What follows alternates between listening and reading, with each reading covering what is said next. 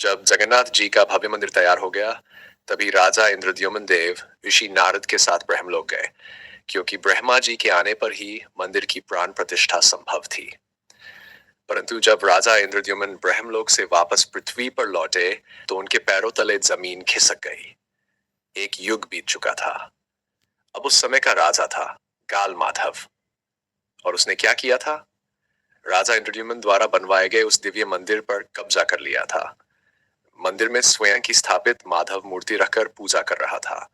जब राजा इंद्रद्युम्न ने कहा, यह मंदिर मैंने भगवान जगन्नाथ, बलभद्र, देवी सुभद्रा और सुदर्शन चक्र के लिए बनवाया था, तो माधव राजा ने घमंड में कहा, प्रमाण दो, बिना सबूत तुम्हारी कोई बात स्वीकार नहीं।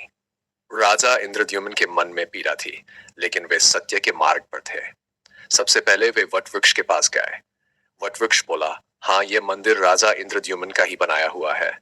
फिर भी माधव राजा ने नहीं माना। फिर भूषण काक, जो उसी वटवृक्ष पर रहता था, उसने भी कहा, यह मंदिर राजा इंद्रद्युम्न का ही है। लेकिन फिर भी माधव नहीं माना। फिर राजा इंद्रद्युम्न पहुंचे नरेंद्र सरोवर पर। वहां की कछुवे तक ने कहा, मैंने अपनी आंखों से इस मंदिर का निर्माण देखा है, यह राजा इंद्रद्युम्न का ही है। फिर भी माधव राजा का हृदय न पिघला। झूठ के सामने सच बार बार बोला गया, फिर भी वह स्वीकार न कर सका। तभी आकाश कांपा, दिशाएं थरथरा उठी। स्वयं ब्रह्मा देव प्रकट हुए। ब्रह्मा जी ने माधव राजा से कहा, इतने प्रमाण देने पर भी तुम सत्य को स्वीकार नहीं कर रहे, इसलिए मैं तुम्हें शाप देता हूँ। अब से इस दुनिया में तुम्हें गाल माधव नाम से जाना जाएगा। ये सुनकर माधव राजा नतमस्तक हो गया।